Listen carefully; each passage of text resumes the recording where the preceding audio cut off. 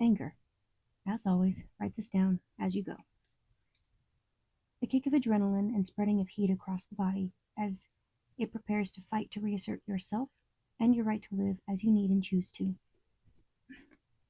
It's difficult to think clearly while under the influence of anger, especially if it's intense, and a lack of control, or even indulgence in it, leads to outwardly expressed aggression and sometimes violence.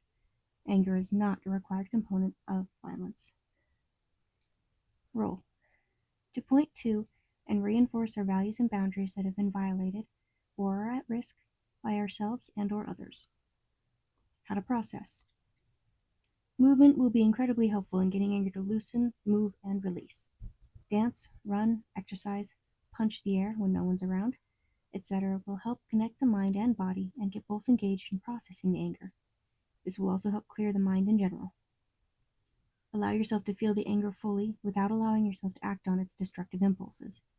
And ground yourself as you do. Number 1. Ask yourself, what core values, boundaries, or needs of mine have been disregarded or violated? Number 2. Who violated them? Number 3. How were they violated? Number 4. What does this tell me about my core needs that must be met and upheld by myself for my sense of safety and integrity of myself? Number 5. Take a deep breath, and as you exhale, ground yourself again through your feet, through the floor, to the earth, and reassert your core needs, values, and boundaries to yourself. Reinforce your conviction to uphold them yourself. They are important and are worthy of respect by you and those around you, even if no one else agrees. Number 6. What can I do to meet those needs gracefully, right now, keeping in mind my core values and goals for long-term fulfillment? Write out a few ideas. Number 7. Double-check their alignment with your core needs, values, boundaries, and goals for long-term fulfillment as a balanced whole, and circle the ones that match those core attributes.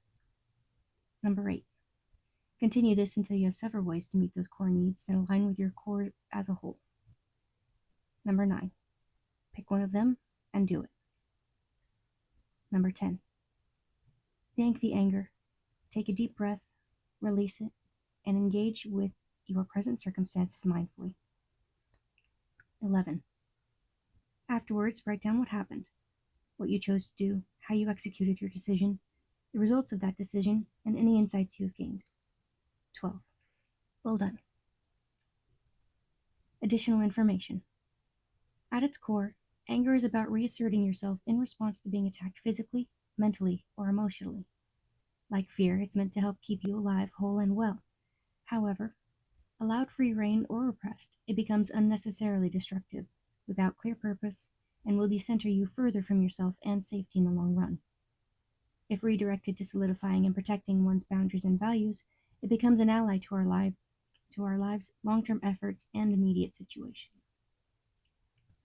Observing where, when, and by what anger is drawn out of us can lead us to the core needs, values, and boundaries we need to develop and protect ourselves within ourselves.